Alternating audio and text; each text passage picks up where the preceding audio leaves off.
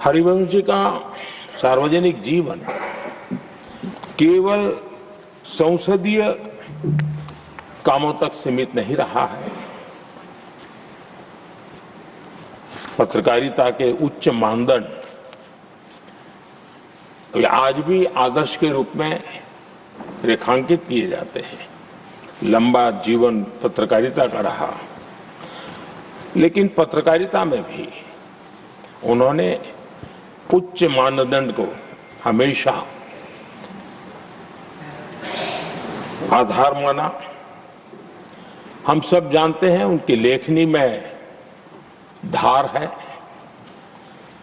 लेकिन उनकी वाणी में और व्यवहार में सौम्यता और शिष्टता भरी भरी रहती है।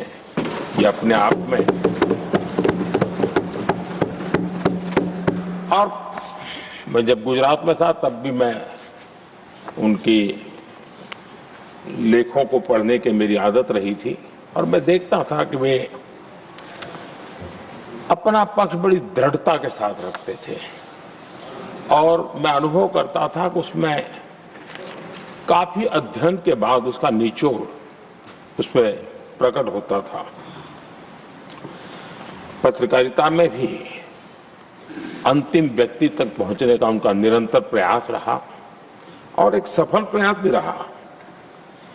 और हम देखते हैं सदन में भी, चाहे पॉलिसी हो या प्रोसेस हो, उन बातों का कहीं न कहीं छाया हमें हमेशा नजर आती है, और ये हम सबके लिए सुखद अनुभव है। वे समाज की वास्तविकताओं के साथ गहरे जुड़ाव के साथ काम करने वाले व्यक्ति रहे। मैं तो कहूंगा, जो चाहे लोकसभा हो या राज्यसभा हो, जो नए सांसद आते हैं वे हरिवंश जी से बहुत कुछ सीख सकते हैं, बहुत कुछ बातें करके उनसे जान सकते हैं। क्योंकि जब वो पत्रकारिता में थे तो उनकी एक कॉलम चलती थी, हमारा सांसद कैसा हो, हमारा पार्लियामेंट मेंबर कैसा हो। तब उनको शायद पता नहीं होगा, कभी उनको भी बैठना पड़ेगा लेकिन वो लिखते थे, और वो बातों में बहुत ही व्यापकता रहती थी। सदन की गरिमा और बैठने वाले सदस्य का दायित्व और उसके आचार विचार को लेकर भी बहुत गहरा उनका अध्ययन रहता था, और उन बातों का उपयोग आज हमारे सदन के साथी उनके साथ बैठ करके बहुत कुछ जान सकते हैं, सीख सकते हैं।